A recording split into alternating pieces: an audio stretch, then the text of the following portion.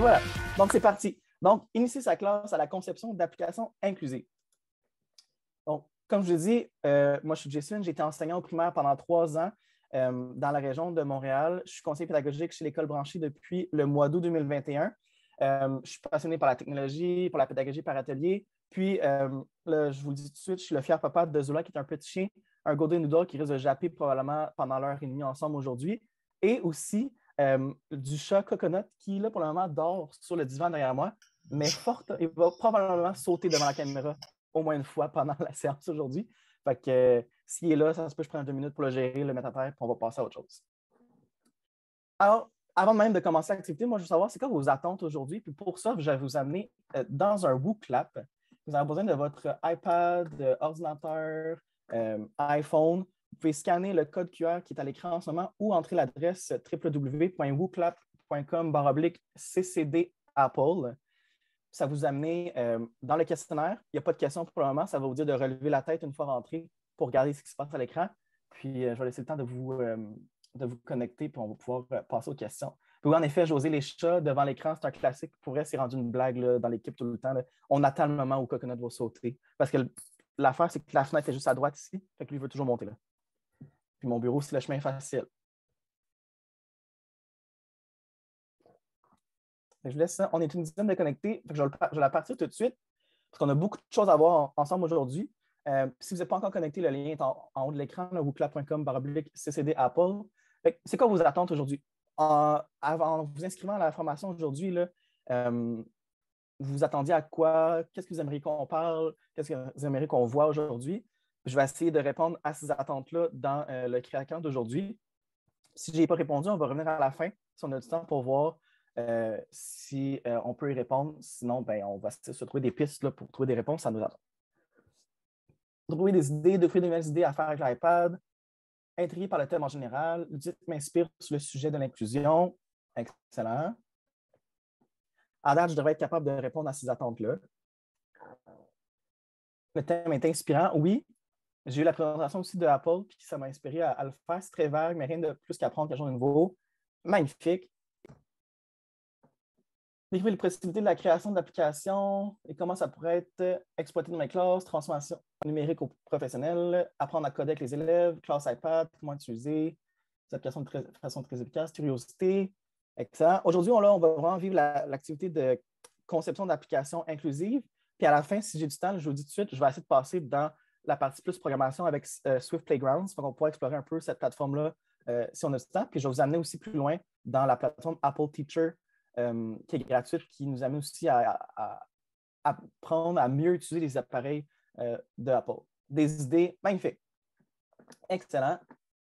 J'avais-tu une autre question après? Avez-vous déjà enseigné la programmation? C'est quelque chose qui a déjà été fait dans vos classes. Peu importe là, que ce soit avec un appareil ou que ce soit juste papier-crayon, parce qu'on peut faire la programmation papier-crayon. Vous allez voir, on va faire un exercice de programmation ce matin où on n'a pas besoin de la technologie pour le faire. Oui, non, parfait. Puis là, si on pense à la programmation, quel mot vous vient en tête? Puis ça va nous faire un beau nuage de mots. Là. Vous pouvez mettre le nombre de mots que vous voulez, tant que vous mettez des mots là. Fait que quand vous pensez à la programmation, là, quel mot vous vient en tête? Codage, robotique, organisation, plaisir, motivation. Motivation. Compliqué, c'est très valide comme mot. Algorithme, résolution de problème. Excellent, intéressant. Engagement. Moi, de ce que je vois là, c'est que résolution de problème vient en grand. Avenir, motivation, puis là-dedans, il y avait aussi compliqué qui se promenait là-dedans. Excellent. Moi, je trouvais, là, quand j'ai commencé à enseigner la programmation dans ma classe, j'en ai fait un peu avant de quitter la classe, ça me faisait peur, moi, personnellement. Puis pourtant, je suis quelqu'un de très, très technophile, là, très à l'aise avec la technologie, puis ça me faisait peur, moi, de le faire. J'ai eu mes ratés, j'ai eu mes moments où rien ne fonctionnait, mais j'ai persisté, puis ça continue, j'ai continué, puis ça a fini par marcher. Fait que tout ça, là, c'est des beaux mots. Excellent. Fait que je retiens que motivation, résolution de problème, on voit facilement des liens qu'on peut faire avec le programme de mathématiques. Moi, j'en faisais régulièrement avec la programmation pour tout ce qui est le séquencement de la chaîne de résolution de problème, engagement, puis compliqué. C'est comme les plus gros mots là-dedans. Excellent. Je reviens à ma présentation. Donc, chez Apple, mais chez moi aussi, moi, je pense qu'en enseignant là, la création d'applications inclusives et la programmation, puis juste enseigner l'informatique. Pour moi, là, chaque élève, comme c'est écrit ici, chaque élève devrait avoir la possibilité de créer quelque chose qui peut changer le monde à très petite échelle ou à plus grande échelle, mais tous les élèves, okay, tout le monde, en fait, même tout le monde ici, devrait avoir la possibilité de créer quelque chose qui peut changer le monde. Cette semaine, quand j'étais là en classe, mes élèves, ils voulaient changer le monde de l'école, de leur école, en réglant un problème qui peut sembler anodin, mais à mon école, on avait, puis c'est à mon ancienne école où j'étais, on a des berlingots de lait le matin pour les élèves qu'on peut aller chercher, puis que moi, personnellement, j'utilisais pour mon café. Bref. Les élèves me disaient, ben, on a un problème parce que des fois, on arrive en bas, puis il n'y a plus de lait dans le frigo, puis on ne le savait pas. Puis après ça, ils se disaient, des fois, on ne se rappelle pas combien de lait on a besoin pour aller en bas. Fait qu'on a créé une application avec eux qui va changer l'école. Bon, l'application, on s'est promené jusqu'à la fin, on a fait le prototype. Après ça, si quelqu'un qui est habile en codage veut prendre l'idée de faire une application avec ça, que la personne y aille. Mais dans le fond, eux, ils voulaient créer une application qui permettait de scanner les élèves pour dire qu'ils voulaient du lait, reconnaître qui avait demandé du lait, puis que si le frigo avait plus de lait en bas, quand on enlevait les laits en bas, ça baissait l'inventaire. Puis quand on avait à zéro, ça envoyait un message automatiquement à la secrétaire. Puis certains même avaient mis la fonction d'appeler, la secrétaire s'appelle Samantha, d'appeler Madame Samantha pour lui dire Madame Samantha, il n'y a plus de lait en bas sans qu'on aille descendre au frigo. Donc, on a réussi à faire tout ça. Les élèves ont fait leur prototype, c'était magnifique. Puis l'autre groupe en première année, leur application, c'était de changer aussi le monde, mais c'est un problème local à leur classe qui aurait pu être transféré au reste de l'école. Se rappeler quoi mettre dans son sac à dos. Hein? Combien de fois on a oublié de mettre des choses dans son sac à dos? Ben, les élèves avaient inventé une application qui permettait ça. Puis même une petite dans les fonctions, vous allez voir plus tard, dans les fonctions qu'on a nommées, il y a une chose qu'elle a rajoutée qu'on n'avait pas nommée, c'était un bouton pour se rappeler qu'est-ce qu'elle avait déjà mis dans son sac. Mais pour eux, c'est un problème majeur, là, faire leur sac. Ben, ça permettait de changer le monde à leur façon. Donc, en apprenant à coder, à programmer, à les devenir très sensibilisés aux outils informatiques et numériques, ben, ça pourrait peut-être les amener à changer le monde plus tard. Puis, la technologie fait partie de notre vie, puis le code fait partie de notre vie partout. Juste ce matin, là, pour être ici aujourd'hui, il y a du code derrière tout ça qui nous permet de se voir, qui me permet à moi de vous parler, qui vous permet de vous connecter, qui va me permettre tantôt de partager mes ressources. Tout ça, il y a du code derrière ça. Puis juste en ce moment, si vous regardez autour de vous, il y a de la technologie partout. Moi, en ce moment, juste en regardant, j'ai une caméra. Bon, là, vous ne la voyez pas à cause de mon fond, mais j'ai une caméra ici. J'ai mon ordi devant moi. J'ai un deuxième écran. J'ai un iPad. J'ai un deuxième iPad que j'ai reçu cette semaine caché. J'ai mon téléphone. Juste devant moi, j'ai comme 7-8 outils numériques qui demandent du code pour la programmation. Puis il faut que je sois pas bon à coder, mais habile à les utiliser et à comprendre comment ils fonctionnent pour être capable de faire ce que j'ai besoin de faire. Par exemple, dans les images ici, là, on peut regarder là, juste le monsieur ici en haut à droite, là, dans un magasin de souliers. On va, mettons, je ne sais pas quel magasin, le premier qui vient en tête, c'est chez Aldo. Il y a des télés avec des souliers. Bien, juste pour qu'on puisse voir le soulier, il y a du code derrière ça. Quelqu'un a pensé à une application pour pouvoir naviguer au travers, regarder les souliers. Même des fois, maintenant, on peut prendre nos téléphones et comme voir le soulier en réalité virtuelle devant nous autres dans le magasin. C'est tout ça pour dire que le code, ça fait partie intégrante de notre vie en ce moment. Puis, il ne faut pas nécessairement apprendre à l'utiliser, mais il faut être sensible à ce qu'on sache que ça existe, puis qu'on comprenne que tout ce qui fonctionne en a besoin.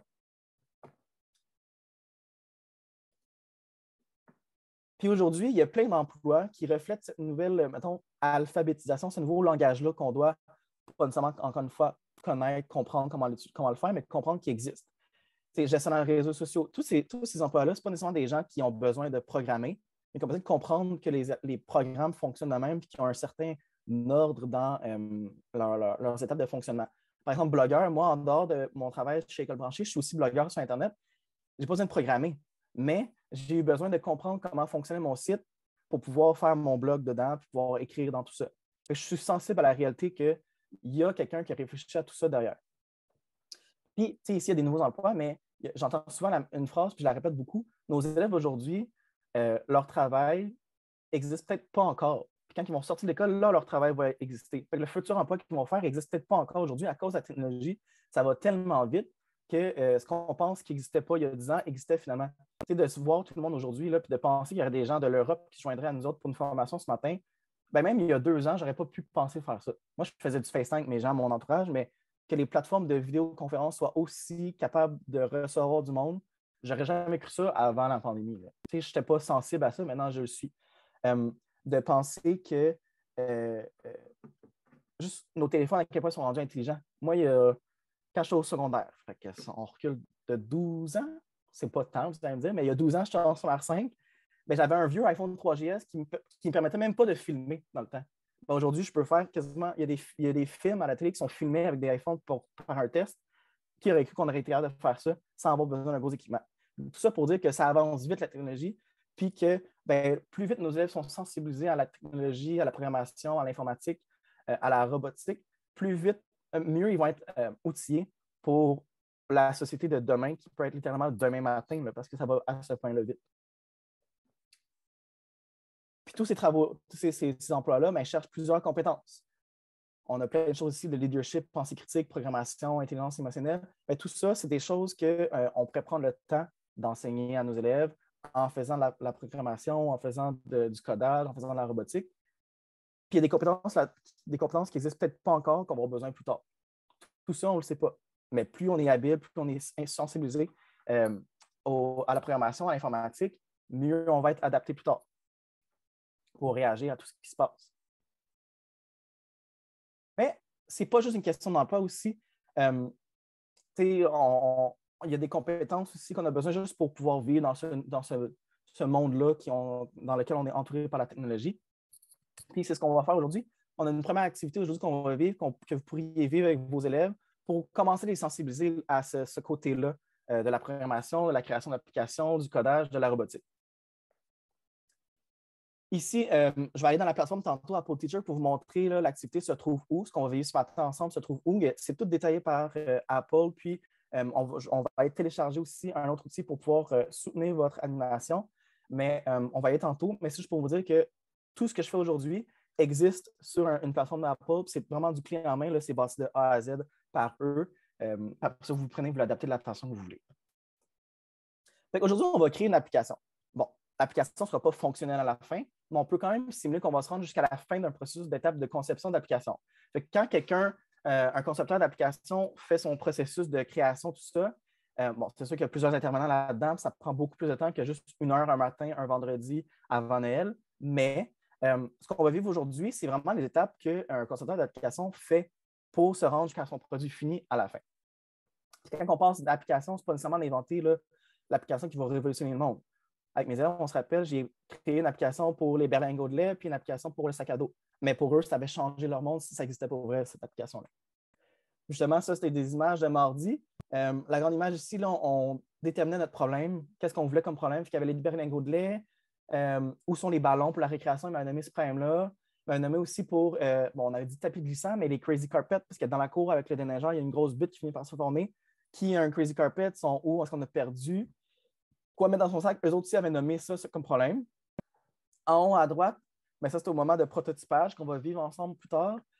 L'élève ici, c'était sa première image. Dans le fond, il dessinait chaque image, c'était chaque chose que l'application pourrait montrer si ça existait pour de vrai. Fait que le premier cadre, c'était quand il numérisait ou scannait les visages des élèves, ça reconnaissait qui c'était en affichant son nom en haut. Puis en bas, il y avait un bouton « J'en veux pas ». Puis il pouvait cliquer là. Puis en bas, côté inclusion, puis on va en parler beaucoup de tout ça, il y avait une place ici. Bon, le bouton rouge, c'était pour prendre en photo l'élève, ou activer la caméra pour qu'il reconnaisse c'était qui.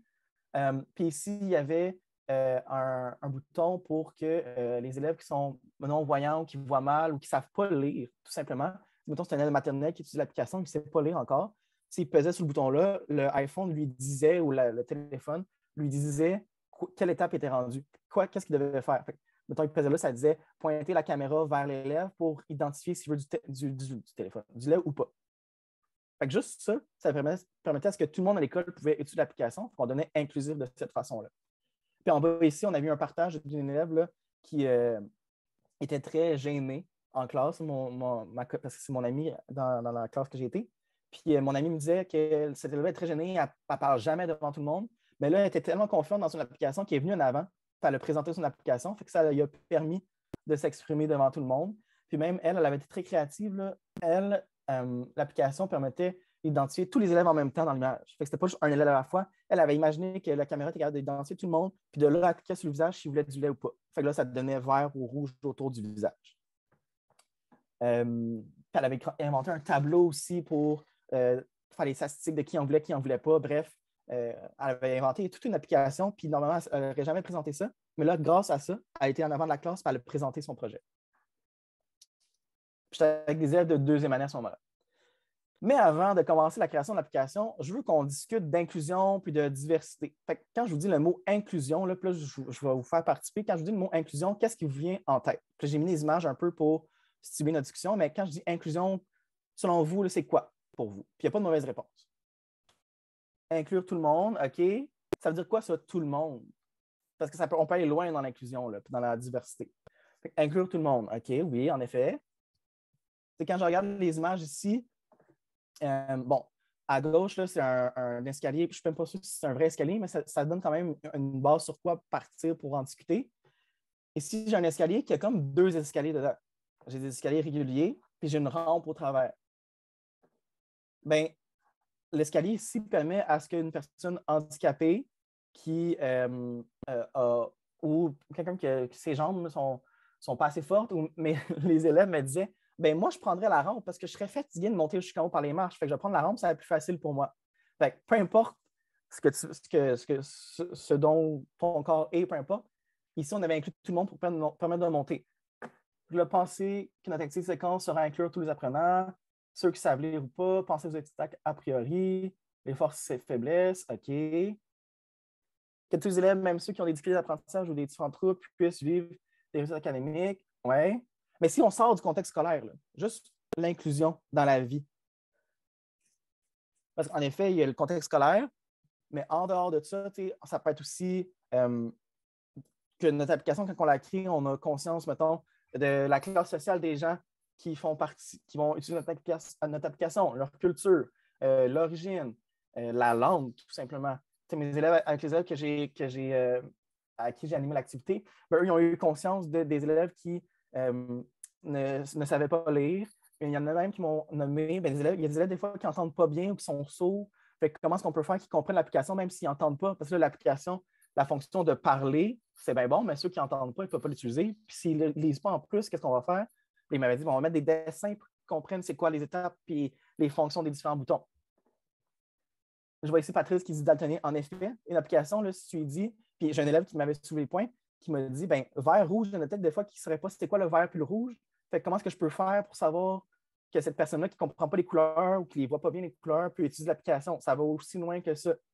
Ça peut être aussi par rapport à l'éducation, les croyances, les convictions politiques, les croyances religieuses, la race, le sexe, l'orientation sexuelle, l'âge, l'handicap, tout ça. Juste d'être gaucher, droitier, ça nous amène à prendre le téléphone différemment. Moi, je suis gaucher, je prends le téléphone, mais le bouton qui est à l'autre bout de l'écran, il est loin pour moi vu que je suis gaucher parce que mon pouce n'est pas du même bord qu'un droitier. Fait que d'avoir cette conscience-là aussi, ça peut aller aussi loin que ça. Il y a vraiment l'inclusion, il n'y a pas comme de bonne ou de mauvaise réponse. C'est juste d'avoir en tête que quand on crée quelque chose, il faut penser qu'on essaie d'atteindre le plus grand nombre de personnes. C'est surtout ça l'objectif. Puis que le plus grand nombre de personnes puissent utiliser notre application, notre programme, notre activité, sans que ça les heurte ou sans qu'ils ne se sentent pas bien dans l'utilisation de ça. Mais d'autres choses aussi, comme juste où on est dans le monde peut être un facteur d'inclusion. Avoir accès à Internet, ton application, as-tu besoin d'Internet? Si oui, ben moi, je ne peux pas l'utiliser, ton application, parce que je n'ai pas d'Internet chez moi. Fait que ça va vraiment, vraiment, vraiment loin. Puis un des exemples ici, ben on est des jeunes en bas, c'est un cas réel, là, en Australie. Il y a une classe qui a inventé une application parce qu'en Australie, ils ont, bon, comme nous, ils ont des Premières Nations là-bas, puis ils ont une langue très spécifique. Puis les élèves là-bas voulaient concevoir une application pour pouvoir apprendre cette langue-là aux autres. Fait qu'ils ont vraiment construit l'application de A à Z pour avoir un produit fini ici qui permettait à des jeunes enfants d'apprendre la langue. Puis je vous oublie le nom là-bas de la langue. Là. Mais l'application fonctionnait de A à Z, puis je ne me trompe pas, elle est même disponible dans l'App Store en ce moment. Puis ça, c'est une classe d'âge primaire là, qui a inventé cette application. Ils ont été appuyés par des programmeurs et tout ça. Mais ils ont réussi à faire tout ça pour inclure les Premières Nations autour d'eux autres, dans la communauté où ils vivaient, pour pouvoir apprendre leur langue, pour pouvoir interagir, puis parler, puis respecter leur culture. Fait que ça va vraiment loin. Fait que tout au long de l'activité, il faut toujours avoir en tête l'inclusion, comment je peux rendre mon application le plus inclusive possible. Là, j'ai mis mon Memoji avec sa tête qui explose parce qu'on va faire un petit remue-ménage ici pour réfléchir à des sujets importants pour vous ou pour vos élèves ou pour n'importe qui dans votre entourage qui peuvent être en lien avec l'organisation Par exemple, si vous êtes dans votre classe, y a-t-il un problème d'oubli de matériel, sac à dos? Là, c'est le moment d'écrire ses idées là, sur une feuille de papier, sur son iPad, sur un document à l'ordi. On écrit tout ce qui nous vient en tête. Est-ce qu'on a un sujet ou un problème en lien avec l'organisation? Est-ce que c'est en lien avec l'étude, les stratégies, l'organisation, le temps qu'on passe dans les études pour accompagner les élèves? C'est une application qu'on va faire, genre, ding, ding, tu as passé trop de temps à étudier ce soir, comme prends une pause, va faire autre chose. Est-ce que c'est en lien avec l'engagement en classe, le niveau d'attention, ou est-ce que c'est quelque chose dans votre vie? Moi, quand j'ai vécu l'activité avec Apple, j'ai conçu une application pour noter mes plantes à la maison, lesquelles j'avais arrosées, combien j'avais arrosé, puis c'est quand la dernière fois que j'avais arrosé. C'est un problème banal pour quelqu'un, mais pour moi, c'est un problème parce que je les néglige, les pauvres, des fois. Ça peut être tout ça. Fait que là, en ce moment, je vous laisse un peu de temps là, pour dresser une liste de sujets. Ça peut être quelque chose de pratique, ça peut être quelque chose d'amusant, quelque chose de drôle. Ça peut être une application pour raconter une blague à tous les matins. Si le matin, c'est difficile pour vous de vous lever puis vous êtes de mauvaise humeur, ben, votre application peut vous conter une blague le matin. Si vous vous réveillez, puis ça fait blague du jour, petit clic. Ça peut être ça, ton application. Fait que je vous laisse peut-être 4-5 minutes. Là. Faites une liste. Puis dans cette liste-là de sujets, choisissez un sujet spécifiquement sur lequel vous voulez travailler, puis vous pensez qu'une application pourrait être utile. Ça peut être inutile comme application, c'est pas grave. Ça serait utile pour quelqu'un d'autre. L'application avec mes élèves sur les Bernard Goulet, c'est inutile pour moi, mais c'était très utile pour eux. Là, ça allait changer leur vie si on inventait ça pour eux. Puis je vais faire souvent référence à ça parce que grâce à cette expérience d'animation-là, j'ai pu comprendre, faire des liens là, avec le concret pour cette activité de conception d'application inclusive. Fait que je vous laisse du temps de dresser une liste de sujets, puis dans ça, choisissant un que vous voulez approfondir aujourd'hui.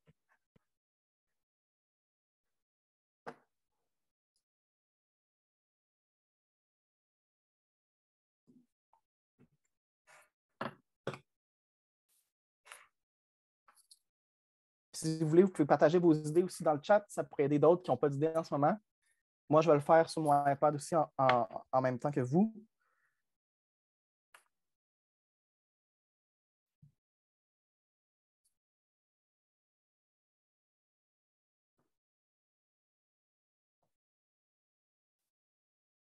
D'autres idées que j'avais eues là, quand j'avais vécu l'animation, puis je vais continuer à parler pendant que vous travaillez, mais j'avais pensé à une application pour me rappeler quand sortir les poubelles, le recyclage de compost.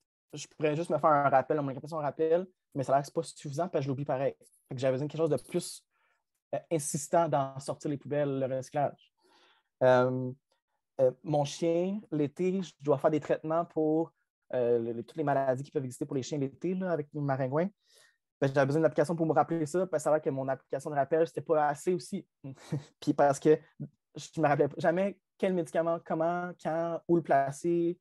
Il fallait toujours que je retourne lire la boîte que je perdais des fois. Fait que mon application pourrait me dire, peut-être me faire une démonstration d'où placer le produit sur son dos. Une application qui m'a encouragé à marcher plus, à me lever plus pendant une journée de travail. Maintenant que je suis à la maison, je ne suis plus aussi actif que quand j'enseignais. J'ai une application pour me rappeler ça. J'avais mon application pour les plantes.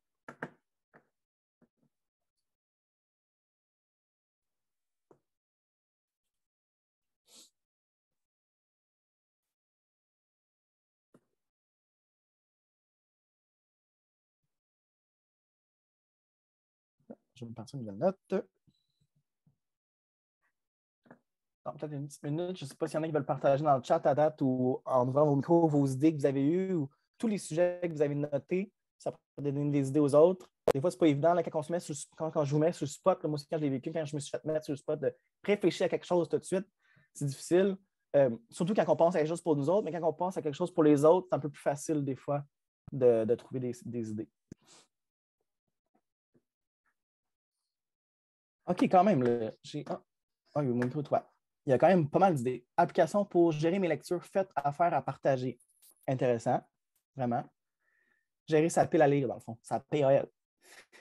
Gestion de l'inventaire du frigo, du garde-manger. Oh mon Dieu, j'aurais besoin de ça, moi. Mon garde-manger, là, on l'a fait récemment, c'était n'importe quoi. Mais gestion de l'inventaire pour créer ma liste d'épicerie, excellent. Puis même, parenthèse, quand j'ai magasiné des électroménagers, il y a comme 2 ans de ça, il y a des électros maintenant qui ont une caméra dedans qui disent qu'est-ce qui reste plus. C'est comme rendu next level, là, ça, mais c'est bien trop cher. Fait que si tu as une application 5 dans l'App Store qui me permet de faire ça, je la prends. Près de matériel ou de livres, ouais. Une appli pour gérer le matériel audiovisuel de l'école. Oui. Près de livres de la bibliothèque de classe. Gestion du travail. Où sont mes enfants? Oui. Qui a nourri les lapins? Ouais. Plan de travail des élèves. Apôtrer les ressources web, trouver sur le vif. Magnifique. Excellent. Fait que ça, c'est toutes des très bonnes idées. Puis on va essayer d'approfondir ça aujourd'hui. Donc, avant de poursuivre, on va faire une petite activité de programmation ici. Puis là, je l'ai fait avec les élèves et ça a donné des moments très cocasses, très drôles. J'ai une image d'une petite fille qui boit, ou un petit garçon, c'est pas important, un enfant qui boit de l'eau. Et là, on va travailler la précision du langage puis les étapes, parce que les machines comprennent des consignes très, très, très précises avec les très, très, très, je sais pas bon comment je le dis, mais les très, très bons mots. Okay? C'est important de choisir les bons mots et de donner toutes les étapes. Donc là, ce matin, j'ai un verre d'eau devant moi. Je vais enlever mon fond pour que. C'est-tu le bordel? Non, c'est correct. Je vais enlever mon fond pour que vous puissiez voir le verre d'eau. Puis, c'est un petit exercice pour avoir du fun, là. Vous allez devoir me dire les étapes que ça va prendre. Vous allez devoir me dire quoi faire pour que je boive mon verre d'eau ce matin. Je vais faire exactement ce que vous allez me dire, puis on va voir si ça fonctionne. Fait que là, il n'y a pas de bonne ou mauvaise réponse. Les élèves, là, c'était drôle, on a recommencé comme probablement 35 fois les étapes jusqu'à temps qu'on arrive à le faire. Eux, il y avait un défi supplémentaire, mon verre était vide. Là, ce matin, il est plein, mon verre. Fait que j'ai déjà un verre d'eau avec de l'eau dedans. Puis là, j'ai besoin de savoir qu'est-ce que je dois faire pour le boire. Je vais essayer de pencher mon écran, vous voyez peut-être mieux. OK. Fait que je vous écoute, vous pouvez l'écrire, vous pouvez dire au micro. Mais moi, je vais arriver à boire mon verre d'eau, puis il faut que je fasse ce que vous me dites de faire. C'est un exercice un peu ludique ce matin pour travailler le langage de programmation. Mais c'est important, quand je l'ai fait avec mes élèves, c'est important de le faire parce qu'ils ne comprennent pas à quel point il faut qu'ils soient précis dans le langage utilisé pour programmer ou coder ou faire de la robotique. Je vois qu'il y en a qui écrivent. Levez la main droite. OK? OK? Fait que là, mettons, levez la main droite ou approche ta main gauche ouverte du verre pour y toucher. OK? Est-ce que je ne touche pas? OK? J'ai touché. OK? Ferme les doigts. Comme ça. Là, je fais exprès, là. Autour du verre. OK. OK, j'ai fermé les doigts autour du verre. Tiens-le solidement. Ben, c'est une bonne précision parce qu'avec les élèves, ça, c'est le genre de choses que j'aurais fait comme oups, je le tenais pas assez fort. Lève ton bras vers ta bouche en. OK. Serre le verre fermement. OK. Faut pas qu'il pète dans mes mains, par exemple. OK, lève ton bras vers ta bouche en penchant le verre. Là, je suis pas au-dessus dans la boucle avec mes élèves. Là, je suis comme stressé. L'eau commence à tomber là, dans pas long. Mais là, vers ma bouche, OK, mais là, je suis comme pris, là. Parce que là, il ne se rend pas tout à fait. Je le mets où? En haut de ma bouche, en bas de ma bouche, à droite. Là, je suis comme dans une zone, là, je suis dans un trou noir en ce moment. Je ne sais pas ce qui se passe. Je vais passer par-dessus mon micro. Place ton verre sur ta lèvre inférieure. OK. Comme ça? Vous riez, mais moi, c'est ce que j'en comprends. C'est ce qu'une machine pourrait comprendre aussi. OK? Puis là, je vous niaise un peu ce matin. Là. Je sais qu'il faut que je fasse ça, là, mais. Puis les élèves, ils commençaient à être frustrés là, en classe. Là. Non! Puis là, avec eux, c'était un peu plus difficile. Je recommençais du début à chaque fois. Là, avec vous, je corrige à fur et à mesure qu'on précise des consignes. Place ton verre sur une paille. Non, moi, j'aime pas les pailles. J'ai pas accès à une paille. Ou sinon, il faut que tu me donnes les consignes pour aller chercher une paille. Mais là, ça commence à être complexe. Là. OK. Fait que là, si je récapitule la date du début, avec ma main gauche, je mets mes doigts autour du verre, je serre le verre. Puis là, j'amène le verre près de ma bouche, ça. Je vais remonter les consignes. OK. En penchant le verre. Place ton verre sur ta lèvre inférieure. OK, mais il faut préciser quelle partie du verre. Ça, je pourrais faire ça, puis ça respecte. L'ouverture. OK. Place l'ouverture du verre sur ta lèvre inférieure. OK. Je suis là. OK. Puis là, ça, c'était le bout drôle, par exemple. Là, on s'en vient au bout où il y avait des dégâts. OK. Je ne le ferai pas devant vous. Parce que si on me dit penche la tête en même temps que le verre à l'arrière, parfait. Là, l'eau va commencer à tomber dans ma bouche. Je fais quoi? À un certain point, l'eau va en avoir trop, puis ça va tomber. Là, mes élèves, c'est ça qui était drôle. Il y avait de l'eau partout. Là. J'étais au-dessus du lavabo. Je ne voulais pas mouiller parce que je n'avais pas. Je rechange quand j'en mets. Mais il commençait à avoir de l'eau partout. Là. Ça revolait. Puis il me disait, là, ferme la bouche. Je suis comme, il est trop tard. Là, on aurait pu continuer en disant, OK, penche la tête, penche le verre, laisse l'eau entrer. Quand il commence à l'eau entrer, ferme la bouche, retire le verre, avale. Puis là, tu peux déposer le verre. On aurait pu continuer longtemps de même. Là. Mais avec les élèves, j'ai fait cette activité-là, ça a pris, je ne sais pas moi, probablement quasiment 30 minutes, puis ils ne se sont jamais tannés. On a passé 30 minutes juste à essayer de trouver comment est-ce que M. Jason prenne un verre vide. En plus, il y a un défi de plus, là, c'était difficile pour eux. Prenne un verre vide. Puis je l'ai fait en première puis en deuxième. Et le remplir au lavabo de la classe. Puis une fois qu'il l'a fait, de verser de l'eau dans sa bouche pour qu'il boive. C'est des actions très simples, mais qui demandent une précision du langage très, très, très élevée, puis des consignes très, très, très précises. Puis l'objectif de cette activité-là, c'est de faire comprendre aux élèves que la machine, quand tu vas programmer, a besoin du même niveau de précision pour pouvoir bien comprendre la tâche que tu lui demandes de faire. Parce que là, ça amenait des situations du genre, les élèves disaient, ben, va au lavabo. OK, j'allais au lavabo de la classe à côté. Puis ils écrivaient, non, le lavabo de la classe. Puis on rajoutait une précision à chaque fois. Ils ont aussi compris qu'en faisant des essais-erreurs, c'est comme ça qu'on arrivait au niveau de précision qu'on voulait. Puis que l'essai-erreur, c'est une bonne stratégie, ça fonctionne, donc on a fini par y arriver à la fin de notre objectif qui était ce que je boive de l'eau. OK, on revient à notre application, on est rendu à la phase de planification. Okay? Il y a 4 phases à la conception d'une application, on est rendu à la phase de planification. Fait que le sujet que vous avez décidé, bien là, on va commencer à dresser une liste de choses que l'application peut faire. Fait que imaginez toutes les choses que l'application pourrait faire. Là. Puis on peut être précis encore une fois dans la liste de choses qu'une application peut faire. J'avais pris en photo ce que les élèves m'avaient mentionné pour la leur. Pendant que vous réfléchissez à la liste de choses que votre application peut faire, je vais le faire aussi avec mon idée, mais je vais aller regarder les photos de ce que j'avais pris là, des élèves en classe.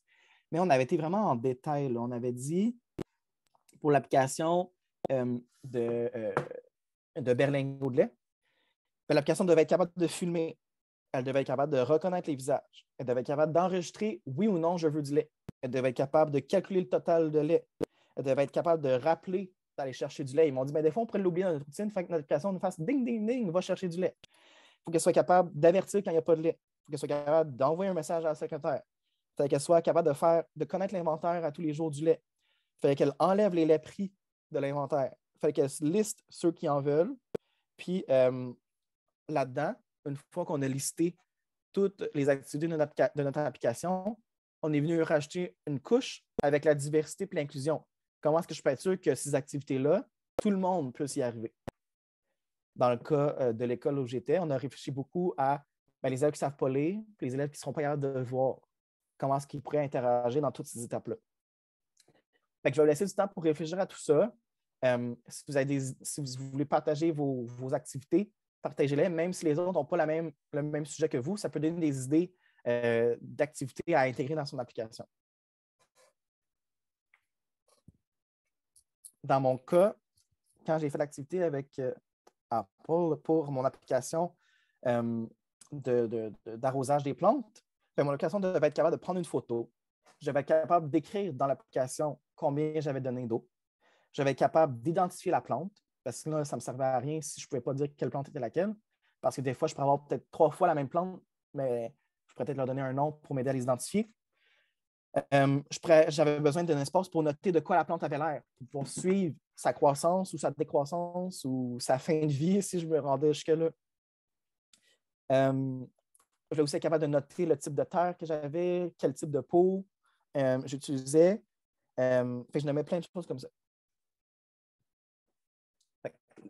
En ce moment, on fait une liste de choses à faire que notre application doit être capable de faire.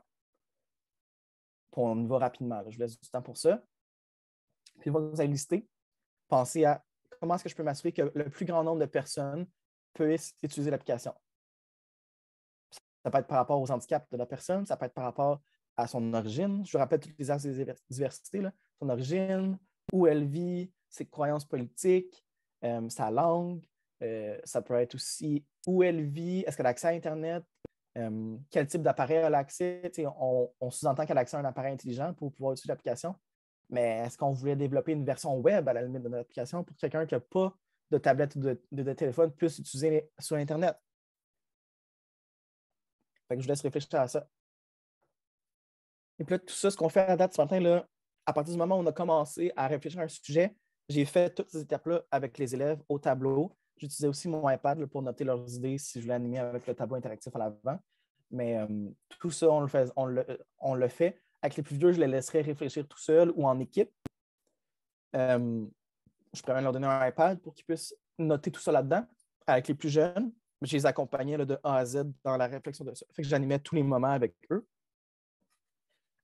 Mais la majorité des choses qu'ils nommaient, après avoir nommé quelques pistes d'activités ou d'idées d'application, le reste, c'est venu d'eux-mêmes, puis je le notais comme ça sortait. Avec les plus vieux, ben là, on pourrait même faire ça de leur côté ou en sous-groupe aussi. Là, ça pourrait être intéressant à faire. Puis en réfléchissant à la liste de choses que votre application peut être capable de faire, on peut aussi réfléchir, c'est quoi l'activité de base de l'application? Si je prends, mettons, l'application photo, prendre une photo, l'activité de base, c'est d'appuyer sur un bouton pour que ça prenne une photo. C'est pas que ça prenne une photo, ça c'est comme trop générique. Je suis un peu plus en précision. L'activité de base, là, c'est que j'appuie sur le bouton pour que ça enregistre une image. Fait que je vous laisse encore un peu de temps pour ça. Comme ça, on tombe dans la partie la plus amusante que les élèves avaient adoré faire. Excellent. Je ne sais pas s'il y en a qui veulent partager dans le chat des façons d'être plus inclusifs de leur application, peu importe le sujet que vous avez. Qu'est-ce que vous avez intégré dans vos fonctions qui permettrait à ce que l'application soit disponible à tous? Ça m'intrigue là, parce que j'ai réfléchi à des affaires avec les élèves, mais des affaires auxquelles je n'ai pas pensé qui pourraient être aussi un axe d'inclusion et de diversité. Ça m'intéresse de savoir là, à quoi vous avez pensé. Pictogramme et glisseur pour des quantités restantes. Excellent. Oui, ça c'est vrai, c'est l'application du garde-manger et du frigo. Fait que là, les gens qui peut-être qui ont de la misère à calculer ou qui ne comprennent pas trop quoi faire peuvent utiliser ça pour faire les quantités. Excellent. Ça semble être c'est très simple comme idée, mais ça permet d'inclure le plus grand nombre de personnes pour cet axe-là. Magnifique. Si il y en a qui continuent d'écrire, finissez d'écrire, là, je vais commencer à passer à la prochaine diapo. Alors là, on tombe dans la phase de prototypage. C'est la phase où là, on va vraiment commencer à concevoir notre application. Il y a plusieurs façons de le faire. Le défi à faire en ce moment, ça va être de dessiner 1 à 3 écrans de votre application à partir des sujets ou des listes d'activités que vous avez déterminées. Dans mon cas ici, là, à gauche, c'était mon application de plantes. J'avais dessiné un premier écran de quoi ça aurait l'air quand je suis en train de scanner ma plante pour prendre une photo. Bien, j'avais un bouton pour enregistrer, puis j'avais un endroit pour prendre des notes, puis on pouvait voir ma plante à gauche. Quand j'étais avec les élèves, si je reviens là aux photos du début, ils m'avaient noté que ici, ça c'était l'écran quand il scannait, savoir qui voulait du lait. Ici, c'était la quantité de lait, puis ça, c'était son écran pour dire combien il restait de lait dans l'inventaire. Puis il pouvait enregistrer tout le temps. Puis là, ici, elle avait fait un écran pour appeler la secrétaire. Il y a plein de choses de possibles là-dedans. Elle a fait un écran même pour montrer l'heure, pour savoir à quelle heure on avait été chercher le lait. Donc là, vous êtes rendu ici. Ça va être de dessiner 1 à 3 écrans. Puis vous pouvez faire ça papier-crayon. Vous pouvez faire ça directement dans votre iPad. Mais c'est vraiment de dessiner 1 à 3 écrans. Fait quand tu fais une action sur ton application, de quoi ça aurait l'air. Puis, je vous laisse faire ça là. Si vous voulez aussi, il y a des ressources qui existent, puis je vais vous montrer tantôt où aller les chercher. Mais si on voulait utiliser les iPads pour faire un prototype, disons, fonctionnel, il y a des modèles dans l'application Keynote, qui est l'application native du iPad là, qui est comme l'équivalent de PowerPoint, qui est l'application qu'on connaît bien, mais Keynote, c'est une application qu'on ne pense pas toujours à utiliser, mais que moi, depuis que j'utilise, je réalise à quel point c'est puissant et c'est simple à utiliser. Puis très souvent, les élèves, quand on leur dit « crée-moi une présentation à partir d'un iPad », ils vont utiliser Keynote de manière comme intuitive. Il y a 2 modèles qui existent qui, le format de la diapositive simule un iPad, puis l'autre simule un iPhone. Fait qu'on peut créer même un prototype avec des faux boutons dedans l'application Keynote. Fait qu'on pourrait, par exemple, si j'avais pris mon écran ici là, de plante, j'aurais pu, dans Keynote, mettre une image de plante, mettre un endroit pour mon texte, le bouton, puis simuler que quand je clique là, ça m'amène sur un autre écran, une autre diapositive dans mon Keynote. Je vais le faire pendant que vous le faites là. Je vais le faire aussi. Je vais vous partager le lien vers le Padlet où vous allez pouvoir télécharger les modèles. Ou Audrey, si tu peux là, me partager dans le chat le lien vers le Padlet. Dans la colonne Initier sa classe à la conception d'applications inclusives, il est là. si je l'ai ici vert. Vous voyez, je partage-tu mon écran complet? Oui, parfait. Fait que dans le fond, quand on ouvre le Padlet, si on va à droite au complet, qu'on glisse vers la droite, il y a CSEW, initiation à la conception de date inclusive. Quand je descends, guide Keynote pour prototypage. Il y a le modèle pour iPad qu'on peut télécharger qui est un Keynote. On a le modèle pour, je vais le grossir, c'est un peu petit, probablement pour vous autres de votre bord. On a le modèle pour iPad. Quand on clique sur le lien, ça ouvre le template du iPad. Puis, merci José puis Audrey. Puis quand on clique ici, c'est le modèle pour iPhone. Fait que moi, je vais aller le chercher, je vais l'ouvrir, je vais faire comme un prototype là. Mais je pourrais aussi le dessiner sur mon iPad si je voulais tout simplement ou sur un papier crayon.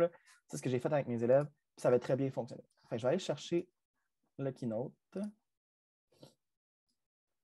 Alors ça, c'est le modèle iPhone. Fait que dans le fond, ça simule que ça, c'est un écran de téléphone intelligent. Là, on dit iPhone parce que j'utilise les outils d'Apple, mais ça pourrait être n'importe quel téléphone intelligent. Ça revient pas mal au même. C'est un rectangle beaucoup plus haut que large. Je vais le zoomer un peu parce que c'est un peu petit. Fait que si je faisais mon application... Oh, ça, c'est bien trop. Si je faisais mon application de plantes, dans les formes, je ne sais pas s'il y a... On va écrire. Oui, il y a des plantes. Mettons, là, ma plante, c'est... Ça, c'est la photo de ma plante. Ici. Puis c'est une belle fleur rose. J'avais dit que j'avais un bouton pour... Oh là, ça va être tendance. J'ai un bouton pour changer de page. Fait que là, je vais mettre un carré ici. Je vais mettre mon bouton. Mon bouton, il va être vert. Il va même avoir un ombrage parce que ça fait plus cute. Il va y avoir une bordure. Je vais mettre une bordure créative si je veux. Puis noir, c'est un peu laid. Et là, ce matin, mes couleurs, là, j'ai pas. Ça va pas. Comme ça. Puis je vais mettre du texte dedans. En fait, là, je vais dire enregistrer. Je peux même changer la police pour que ce soit un peu plus beau. Là, je fais ça pendant que vous pouvez continuer à créer là, en même temps de votre côté. Non, ça, j'aime pas ça.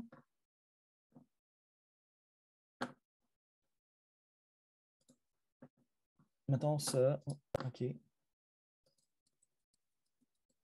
Là, je vais grossir mon bouton. Mon texte va être blanc. Puis, là, je vais avoir un espace pour pouvoir noter mes observations. Là, mettons, ma plante est là. Là, ici, j'aurai un espace pour noter mes observations. Tout ça, je fais ça dans Keynote, mais vous pouvez faire ça aussi dans Keynote iPad. Vous pouvez faire ça dans n'importe quelle application. Mais le modèle fourni, c'est un template là, dans le programme Keynote. Bon, moi, je veux que mon fond soit comme ça, gris, mais je veux que ce soit un peu transparent. Il va y avoir un ombrage là aussi. Non, pas d'ombrage, c'est pas beau. Pas d'ombrage, il va y avoir une bordure par contre aussi.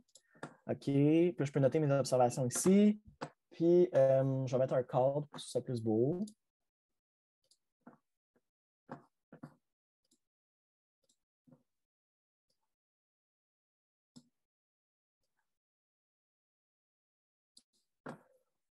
Non, il n'y a pas de remplissage, mais il y a une bordure. Comme ça. On va la grossir. Bon, parfait, magnifique. Puis là, je pourrais dire que ce bouton-là, je vais créer une nouvelle diapositive tout de suite. Que quand je clique sur ça, je vais dire de m'amener vers une autre slide. Je veux qu'il m'amène à la prochaine slide quand je clique dessus. Fait que là, si j'utilisais mon application là, pour fictionnel, là. Donc, ça, c'est mon application. J'ai rempli mon texte. Quand je clique dessus ici, ça m'amène à mon autre page. Puis là, je pourrais mettre mon autre écran ici qui est comme ma liste de plantes peut-être. Je vais aller faire ça là. Fait que je vous laisse créer de votre bord. Vers 11 h, on va continuer. Je suis là pour répondre à vos questions. Si jamais, là, ouvrez vos micros. ou écrivez dans le chat, là, puis si je ne suis pas attentif, on va me dire Hey, une question dans le chat, puis je vais m'en occuper. Je vais reprendre mon code parce que je trouve ça bien cute de mettre un code. J'ai ma fleur. Je vais simuler une boîte en arrière. Je ne trouve pas comment changer le format pour un format iPhone. En fait, c'est deux modèles complètement distincts. Fait il y a un format iPad qu'on peut télécharger qui s'appelle iPad Template. C'est vraiment dans celui-là que vous êtes en ce moment. En haut, ici, ça va être écrit iPad Template. Puis l'autre lien en dessous que Audrey a partagé, ça permet de télécharger le format iPhone. Puis il va s'appeler iPhone Template. Puis il y a vraiment deux documents Keynote distincts là, pour pouvoir utiliser la création avec ces templates-là, avec ces formats-là. Ça, je vais mettre en arrière. Puis là, c'est pas très beau, ça. Pas de remplissage. Il y a une bordure. Et c'est ma première plante. Je peux-tu fusionner les deux? Probablement. Ah, je peux les barrer là. Parfait, c'est ça que je voulais.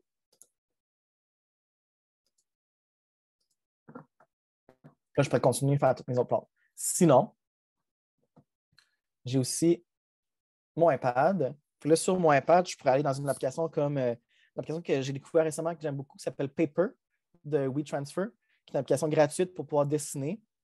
Il y a une version payante pour avoir plus d'outils, mais la version gratuite suffit. Là, elle a vraiment beaucoup d'options. Dans le fond, ça ouvre comme différents. Non. Ça ouvre différents livres.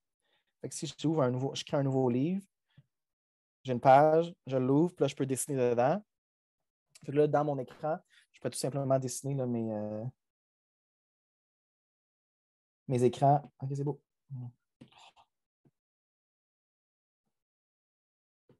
Les élèves aussi pourraient faire ça avec l'iPad, avec un crayon ou avec leur doigt. Moi, en classe, j'ai dessiné avec mon doigt. C'était pas évident, mais on peut faire ça. Puis comme Audrey mentionne aussi dans le chat, si on n'a pas l'application Paper, dans l'application Notes directement de Apple, on peut annoter puis venir dessiner dans une page de l'application Notes. Et là, je vais redessiner là, ici. J'avais ma belle plante. Puis là, je pourrais continuer comme ça longtemps là, dans la création de mon application. Puis comme Audrey a dit, dans l'application Notes, en haut à droite, il y a l'outil Annoter, qui est un petit crayon dans un cercle. Ça m'ouvre la boîte de crayon dans le bas de l'écran. Puis là, je pourrais dessiner directement dans mon application de notes avec mes idées. Puis là, je pourrais dessiner directement dans l'application Notes aussi, qui est une application native du iPad. C'est encore plus facile, c'est tout là. Là, je vais vous ramener ici à la présentation. Et là, moi, je suis intrigué de savoir qu'est-ce que vous avez fait jusqu'à maintenant. Puis là, avec les élèves, si on voulait, on pourrait faire un défi supplémentaire de dessiner l'icône de l'application pour savoir de quoi ça aurait l'air aussi là, si on la créait pour de vrai puis qu'on la mettait dans une tablette ou sur un ordinateur ou peu importe. Puis, toujours en créant son prototype, en dessinant. Fait que ça peut être un prototype fictif dans Keynote, mais ça peut être en le dessinant aussi. Puis toujours avoir en tête comment je peux inclure ma fonction d'inclusivité dans mon application. Tantôt, on disait les glisseurs là, pour les quantités. Moi, j'avais avec mes élèves la fonction de peser sur un bouton pour que le son me dise à quelle étape j'étais rendu. Fait que toujours, en faisant le prototype, il faut toujours avoir en tête l'idée d'inclusivité qui rentre dans notre application. Puis, au fur et à mesure que vous faites votre processus de création, il y a peut-être d'autres façons d'être plus inclusif qui vous viennent en tête. Ajoutez-les à ce moment-là. Pas parce qu'on est rendu à cette étape-là qu'on est obligé de rester là. Les concepteurs d'applications recommencent probablement plusieurs fois le processus complet pour peaufiner leur application au fur et à mesure.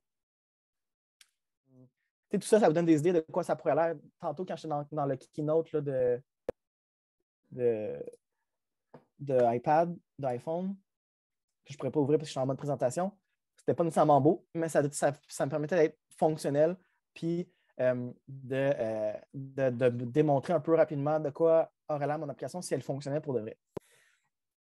Et là, ça nous amène à la fin de l'activité de conception d'applications inclusives. Fait que tout ça, ce qu'on a vécu, je l'ai vécu avec des élèves de première année, de deuxième année. première année, je l'ai vécu en 1 heure et demie coupée de la récréation. Puis avec on a arrêté là. Avec les deuxièmes années, j'ai pu vraiment aller. En première année, j'étais un peu plus vite là, parce que je veux dire, leur capacité d'attention n'est pas si élevée. Deuxième année non plus. Mais on a fait un matériel complet. Là. On a fait quasiment 3 heures de conception d'application. Ils en mangeaient, ils voulaient continuer. Même ils étaient contents de rapporter à la maison leurs feuilles pour montrer à leurs parents qu'ils avaient créé une application, ils avaient créé un prototype. Puis cette activité-là s'est insérée dans le début de l'intégration de la programmation puis de la robotique dans l'enseignement des enseignantes à l'école. Ils ont commencé à être sensibilisés là, au cadre de référence des compétences numériques du gouvernement qui fait partie du plan d'action numérique, dans lequel on nomme plein de compétences là, pour être compétent, là, au défaut de me répéter, avec le numérique. Puis, il commençait avec cette activité-là pour après commencer à faire de la programmation puis aller un peu plus loin à chaque fois dans la robotique puis d'enseigner ça en classe. Fait qu'en gros, l'activité, c'est ça. Je vais vous montrer où aller la chercher. Mais on commence avec un remue-ménage, on réfléchit à toutes nos idées. Après ça, on dresse une liste, on organise nos idées, on fait un prototype, puis à la fin, on le partage. Fait que tout ça, on a enseigné sans le dire directement, la programmation, la conception d'application, comment être plus à l'affût là, des technologies puis du numérique. Puis pendant que vous faites ça, ben, on peut en profiter pour noter des observations de nos élèves, la pensée de résolution de problèmes, comment ils s'expriment quand ils parlent de leur idée, tout ça, là, tout ça peut être fait. Puis Audrey, tu nommes aussi, on peut même programmer des liens entre les pages Keynote pour simuler les clics et les changements de page. En effet, comme tantôt, là, avec mon bouton enregistrer, quand je cliquais, ça me ramenait sur ma page là, où toutes mes plantes étaient, disons, puis là, je pouvais aller vraiment loin. Là, je pourrais créer une application complète, fonctionnelle, qui ne fonctionne pas pour vrai, mais fonctionnelle en simulation dans Keynote. Ça va? Parfait. Fait que là, pour aller plus loin, ben vous pourriez continuer plus loin sur le site de Apple Teacher. Fait que je vais vous amener à le faire en même temps que moi sur votre ordinateur, là, d'aller dans la plateforme, de s'y inscrire. C'est gratuit, mais la plateforme aussi, vous n'êtes pas obligé d'avoir un compte Apple pour y avoir accès, mais si vous l'avez, vous pouvez enregistrer votre progression, vous allez pouvoir aller chercher les badges Apple pour devenir un Apple Teacher éventuellement. Donc, je vais aller sur le site de Apple Teacher avec vous. Je vais l'ouvrir. Le site d'Apple Teacher ressemble à ça, c'est appleteacher.com, appleteacher.apple.com, ou dans Google, tapez Apple Teacher, ça va vous ouvrir cette page-là. Ça se peut que ça ouvre en anglais, mais en créant votre compte, ça va virer switcher, hey, mon Dieu, mon anglais en matin, ça va changer en français. Comme je dis, c'est gratuit, c'est là pour vous. Il y a des activités déjà construites par rapport à la conception d'application, la programmation, puis tout simplement aussi par rapport à utiliser l'iPad puis le MacBook comme il faut. Moi, je savais que ça existait, je n'avais jamais pris le temps d'y aller dedans.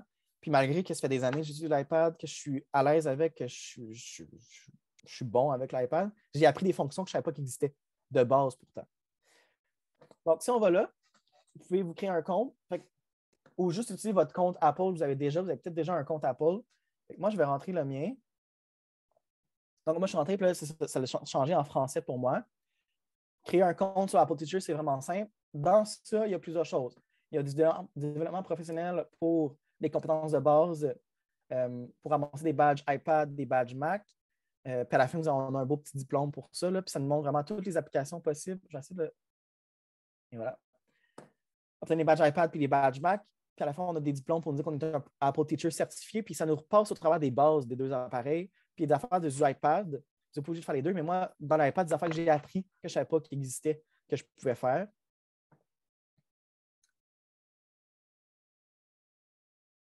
Il y a d'autres façons aussi d'intégrer dans les leçons.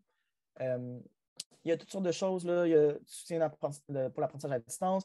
Quand on commence à chercher dedans, là, il y a beaucoup, beaucoup d'outils de créativité, de programmation. Moi, ce que je vais vous amener, c'est qu'en allant dans la recherche, on va écrire conception d'app, ça devrait apparaître. On va aller chercher activité de conception d'app inclusive. Fait que sur la plateforme Apple Teacher, que vous avez un compte ou pas, on va aller le chercher, on va télécharger le document qui vient supporter là, toute l'activité que j'ai faite avec vous aujourd'hui, que je n'ai pas utilisée, mais j'aurais pu, pour aider les élèves là, à cheminer dans l'application. Fait que si je clique là-dessus, ça m'amène sur la page d'activité de conception d'app inclusive. Et quand je descends, toute l'activité est là. Fait la présentation, le remue-ménage, la planification, le prototypage, le partage. Puis Apple vous suggère des temps pour l'activité. Au total, ça devrait prendre 1 heure à peu près de votre temps, mais si vous pouvez aller plus loin, là, si vous voulez passer plus de temps. Puis là, en descendant, c'est peut-être petit dans votre écran, mais si vous l'avez ouvert sur votre propre ordinateur, là, ça va être plus facile pour vous. Mais ça dit tout, les étapes à faire, c'est vraiment du clé en main. Il y a des petites précisions un peu partout. Il y a des ressources complémentaires. Il y a toujours aussi des sections qui disent de simplifier. Fait que c'est trop compliqué, on peut utiliser ça pour simplifier l'activité. Moi, j'ai utilisé beaucoup ça pour les plus jeunes. On peut approfondir. Dans le fond, tout ce que j'ai fait avec vous là, est ici. Puis j'ai descendu, j'ai préparé mon activité en me basant sur les étapes qu'il nous donne ici jusqu'à la fin. Mais moi, ce que je veux que vous allez chercher, c'est ici en haut. En bas de l'introduction, il y a télécharger le journal de bord de conception d'application, puis il y a télécharger le cahier de conception d'app. Le journal de bord de conception d'application, c'est désigné plus pour les jeunes, mettons, deuxième cycle et plus. Dans le fond, quand je télécharge, je vais l'ouvrir avec vous. Bon, ça aussi, c'est un keynote qui vient appuyer la présentation complète, puis vous pouvez imprimer ce document-là. Si vous n'avez pas accès à la technologie pour les élèves pour qu'ils le fassent sur la techno, vous pouvez imprimer le document, puis en papier et crayon, ils peuvent écrire les élèves dans le document complet. Puis ça vient le faire en détail chaque étape de l'activité. Puis des fois, il y a des liens un peu partout là, pour vous amener à faire autre chose. Par exemple, si je vais ici, dans le prototypage, dans Keynote, en cliquant sur le mot iPad puis iPhone, ça va vous amener à télécharger les templates qu'on a partagés tantôt dans le chat. C'est un gros document qui vient appuyer tout ce que vous faites là, quand vous animez cette activité-là. Je vous invite fortement à télécharger le journal de bord de conception d'application. Puis, si vous enseignez aux plus vieux, plus vieux, je parle fin secondaire, cégep, université, on peut aller loin là, avec cette activité-là. Il y a un autre keynote qui existe où là, on va vraiment faire la programmation et le codage de l'application fictive qu'on est en train de créer. Je vous invite fortement à vous créer un compte dans Apple Teacher, explorer les différentes choses là-dedans. Il est ici, pour les plus vieux, là, on va vraiment aller programmer avec Swift pour créer son application là, de A à Z. Ça va loin. Là. Puis, encore une fois, c'est du clé en main. Là. Apple nous donne toutes les ressources. Puis là, ils ont fermé plein de sections, là, mais là, je peux aller loin dans ma conception d'application. Sachez que ça existe. Sachez que c'est là pour vous. C'est gratuit. Ça me permet d'être plus compétent et compétente avec les outils de Apple. Mais moi, j'aime vraiment beaucoup ça. Encore une fois, activité de conception d'app inclusive, le journal de bord est là, puis l'activité en détail est tout ici pour l'animer. On peut aller encore un peu plus loin. Là, j'ai du temps ce matin. Je pense que je n'étais pas sûr d'avoir le temps, mais j'ai le temps avec vous. D'aller encore un peu plus loin. Là, on a fait la conception d'application, on a joué un peu avec le verre d'eau pour la programmation, mais si je veux en faire pour de vrai de la programmation, qu'est-ce que je peux faire? Il y a le langage Swift qui existe, qui est un langage vraiment simplifié de programmation. C'est un nouveau langage, ça fait une couple d'années qu'il existe, qui est beaucoup plus simple puis intuitif. Puis, Apple a développé 2 parcours pour apprendre à programmer avec le langage Swift, qui est un langage que tu utilises à la langue anglaise, mais ce n'est pas important qu'ils connaissent l'anglais ou pas. J'ai fait du Swift avec les élèves de 2e année qui ne parlaient pas anglais à part poser leur couleur puis bonjour, comment ça va. Ils ont réussi à programmer parce qu'ils ont associé, dans le fond, le graphème, le mot, à l'action. Fait qu'il n'y avait pas besoin de savoir comprendre ce qui est écrit là, mais ils savaient qu'en mettant cette partie de code-là, ces mots-là qui étaient écrits, ça faisait une action spécifique dans l'application.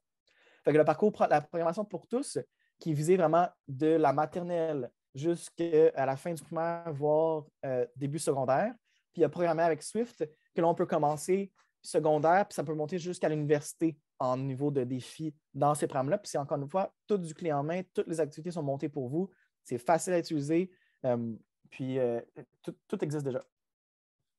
Quand je parle de programmation pour tous, il y a différents livres. Il y a tout récemment la programmation pour tous jeunes élèves. Fait que c'est maternelle 1 et 2. Moi, c'est ça que j'ai utilisé avec mes élèves quand j'étais allé animer cette semaine. Puis pour les plus vieux, il y a les puzzles puis aventures qui existent. Il y a le guide pour élèves qui peuvent utiliser. Puis il y a le guide pour l'enseignant pour animer ces activités-là au fur et à mesure de l'activité. Puis si je ne me trompe pas, sont disponibles dans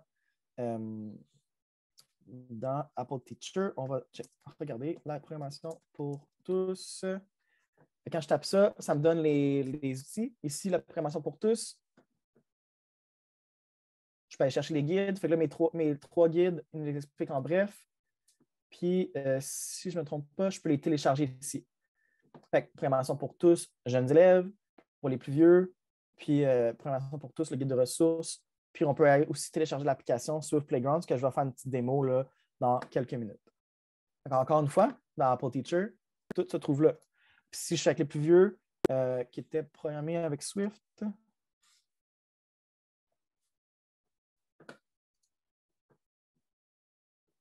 c'est là, les guides sont là.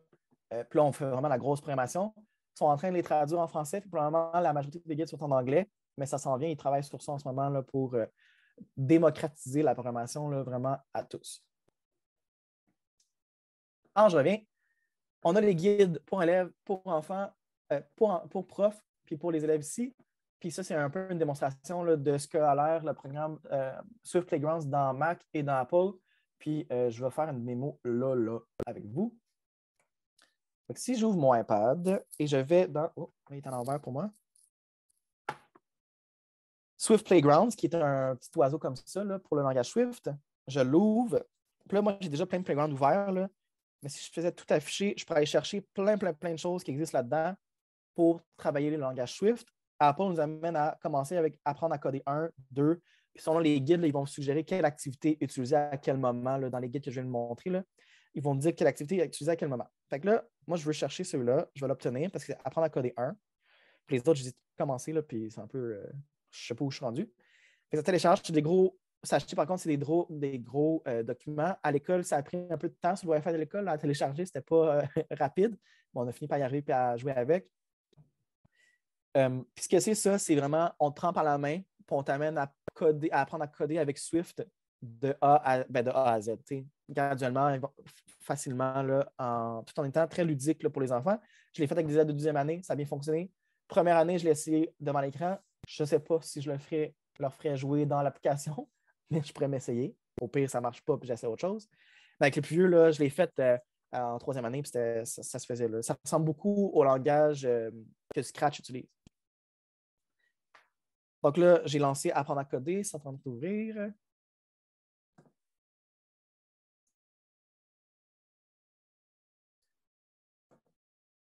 Puis là, ça a l'air très ludique, très enfantin, mais au secondaire, c'est pertinent aussi parce qu'on passe dans les bases de Swift. Là. Fait que, pas parce qu'on est au secondaire ou même plus vieux que ce serait nécessairement facile. Moi, j'ai de la misère comme adulte des fois. Il me dit OK, rends ton chemin encore plus court à chaque fois. Puis là, à chaque fois, fait que je recommence, j'essaie de faire mon chemin de plus en plus court. Puis c'est pas évident, là, même si ça a l'air très simple. C'est pas évident. Puis là, il y a plein de commandes ou plein de petites introductions. C'est parti.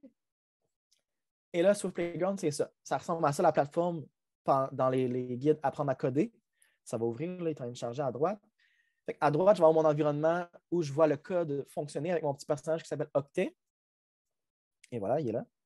Lui, son objectif, c'est d'aller chercher le gemme rouge ici. Il faut que je dise quoi faire. Il y a des consignes en haut à droite, en haut à gauche. Les élèves, s'ils sont prêts de lire, tu peux leur dire quoi faire, puis ils vont le faire. Si j'avais plus de temps, ce matin, j'aurais pu vous montrer les outils d'accessibilité pour faire lire le texte. Fait que même ceux qui ne savent pas lire, l'iPad aurait pu lire le texte pour eux autres.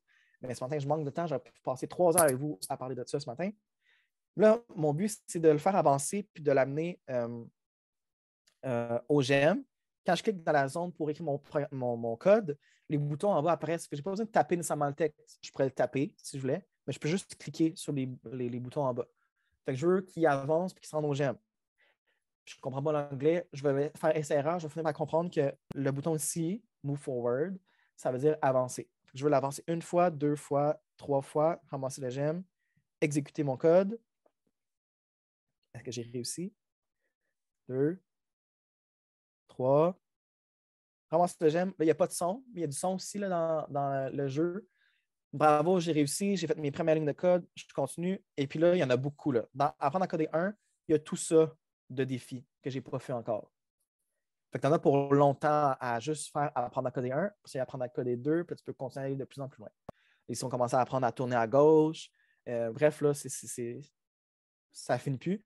Puis moi, comme adulte, à un moment donné, un matin, j'étais assis sur mon divan puis je m'amusais à faire du Swift juste pour le fun d'en faire puis d'apprendre à comment ça fonctionne. Fait que si moi, comme adulte, j'ai du plaisir, les jeunes vont avoir du plaisir, même si c'est très ludique. Puis un jeune pourrait dire ah, c'est bébé. Non, non, c'est pas si facile que ça. Là. Wow, je sais quoi faire avec ma fille de 8 ans pendant les fêtes? Oui. Moi, j'ai fortement incité mon père, parce que j'ai un petit frère qui va avoir 8 ans, justement. J'ai dit, fais ça avec lui, il va triper, c'est important. Puis plus vite ils sont exposés au code, plus mieux ils vont être adaptés plus tard là, à être compétents avec la technologie. Puis c'est encore plus vrai, là, je ferais que je retrouve la statistique, là, puis l'étude, là, mais c'est encore plus vrai avec les filles. Plus jeunes sont exposés au code, meilleurs ils vont être plus tard. Puis il y a une étude qui expliquait tout ça. Là. Puis, tu sais, ils deviennent vraiment, vraiment bonnes, là. Meilleurs que des gars. Là. Plus vite on les expose là, au code. Fait que ça, c'est Swift Playground rapidement sur l'iPad. Sachez que ça existe. Vous pouvez jouer avec ça. On est habitué à utiliser Scratch, mais Swift Playground, ça existe aussi. C'est un autre langage de code qui existe. Là. Puis Swift est utilisé pour programmer beaucoup, beaucoup de choses, là, puis on ne le sait pas. Et ça m'amène à ma conclusion qui nous amène à la fin aujourd'hui du Créacan Découverte. Moi, ça m'intéresse de savoir c'est quoi votre prochaine étape. Fait qu'à partir d'aujourd'hui, à partir de ce qu'on a vécu ce matin, on a vécu plusieurs choses. On a vécu la conception d'application, on a parlé de programmation, de la précision du langage, on a parlé du iPad, on a parlé de Swift Playgrounds, on a eu le temps de faire beaucoup de choses ce matin. Moi, je veux savoir c'est quoi votre prochaine étape. Puis pour ça, bien, évidemment, ceux qui sont rendus habitués avec moi, je vous ramène dans un bootclap et je vous le demande. Le lien est en haut pour vous reconnecter. Sinon, si vous ouvrez la page que vous avez utilisée, vous la rafraîchissez, normalement, ça devrait réapparaître la nouvelle question. Mais wooclap.com/CCD Apple, qui est le lien en haut ici. Moi, je veux savoir c'est quoi la prochaine étape. Fait qu'à partir d'aujourd'hui, qu'est-ce que vous voulez faire demain? Qu'est-ce que vous voulez faire cet après-midi? Demain, c'est samedi, prenez le temps de vous reposer. Qu'est-ce que vous voulez faire la semaine prochaine en classe ou même juste pour le plaisir en fin de semaine d'aller programmer avec Swift? Là? C'est quoi la prochaine étape? Moi, je sais que ma prochaine étape, c'est continuer à jouer dans Swift. Je le montre à tout le monde, mais je ne l'ai pas avancé tant que ça. Fait que je veux me donner vraiment plus expert avec ça. Montrer ça à mes enfants, ouais. Puis, tu sais, ce qui est le fun, c'est que tout est tellement clé en main dans le Apple Teacher, avec tous les documents que je vous ai montrés. Allez les télécharger, je vous invite encore à le faire. Mais c'est tellement clé en main que c'est pas tant intimidant de le faire en classe. Moi, j'aurais pas tant peur de l'essayer. Au pire, ça ne marche pas. C'est pas grave, c'est drôle. Le nombre de fois qu'en créatant, quand j'anime, mes affaires ne fonctionnent pas comme que je veux, c'est pas grave, je me fâche pas, je passe à autre chose. À un moment donné, là, Audrey était là avec moi. Je montrais Flipgrid, pour ceux qui connaissent l'application, le site. Ben, pendant quasiment 1 heure, je n'avais pas à faire rentrer les gens dans mon Flipgrid parce qu'il y avait un paramètre qui ne marchait pas, puis je ne le trouvais pas, c'était quoi. Les gens commençaient à être frustrés, moi aussi, mais c'était pas grave. Ils ont vu que même moi, ça ne fonctionnait pas des fois. Montrer à mes enfants. Essayez de voir ce que moi je peux faire. Créer un programme avec Keynote. Explorer plus la plateforme Apple Teacher. L'essayer avec ma plus grande. Tester Swift Playground. Excellent. Aller plus loin avec Keynote. On l'oublie souvent. Moi, maintenant, je l'utilise régulièrement pour créer mes présentations. Comme aujourd'hui, ma présentation était créée avec Keynote. Je l'utilise de plus en plus. Puis je réalise à quel point c'est intuitif, c'est simple, puis c'est aussi puissant que les autres outils qui existent. Là. Fait que pourquoi pas l'utiliser quand on l'a natif dans notre iPad ou dans notre Mac ou peu importe ce que vous utilisez pour créer. Excellent. Et si je reviens au début, dans nos attentes, trouver des idées. J'espère qu'on en a trouvé ce matin. Des fois, il y a une nouvelle idée à faire avec l'iPad. Je pense que Swift Playground, c'est une nouvelle idée qu'on peut explorer avec l'iPad, mais aussi la conception d'applications avec le Keynote. Intrigué par le thème, j'ai hâte de voir. Parfait. Le titre m'inspire sur le sujet de l'inclusion. On en a parlé beaucoup. On l'a toujours en tête quand on crée nos applications. Le thème est inspirant. J'espère que ça a été inspirant. C'est très vague, mais rien de plus qu'apprendre quelque chose de nouveau. Parfait. Découvrir les possibilités de création d'applications, comment ça peut être exploité dans mes classes. J'espère que vous avez réussi à trouver des façons de le faire. Transformation numérique au professionnel, j'espère que ça aussi, ça a fonctionné. Apprendre à coder avec les élèves, on va coder avec Swift Playground. Classe iPad, comment utiliser l'application de façon très efficace. Et ce que je vous ai montré ce matin, c'est gratuit. Tout ce que j'ai utilisé ce matin dans mes démonstrations d'iPad, c'est gratuit. Fait que l'application Note, Keynote, Swift Playground, même l'application Paper que j'ai dessinée avec, c'est gratuit de base. Fait que vous pouvez tout installer ça, là, ça ne vous coûte rien à vos écoles. Apple Teacher, la plateforme pour vous, c'est gratuit aussi. Des idées, être capable, bon, ça, c'est la question de la fin, apprendre et être capable d'appliquer dès lundi. Ben oui, pourquoi pas essayer une activité, rentrer ça là-dedans. Puis, tu sais, on pense toujours au programme. Parfait. ben, quand je fais du Swift Playground, l'élève est en résolution de problème tout le long. Pourquoi pas prendre des observations sur sa résolution de problème? Je pourrais garder ça comme observation, comme trace après ça. Donc, c'est pas mal ça. Je pose des questions, commentaires, mais sinon, vous êtes libre d'aller dîner, profiter de votre journée. M'inscrire au Kraken Découverte, oui. Il y a aussi les Kraken Sprint qui existent en ligne, les Kraken réguliers qui vont revenir en janvier, pas en janvier, en février. Je me croise les doigts, là, on attend encore une confirmation. Mais ça, c'est des formats plus longs. Fait que ce qu'on a fait ce matin, on aurait pu en parler un peu moins, puis vraiment le tester ensemble, puis jouer avec Swift Playground pendant 2 heures, puis, ou toute la journée, puis créer notre application dans Keynote. Donc, moi, je note qu'il y a une demande pour ça. Je vais me mettre sur ça, Audrey.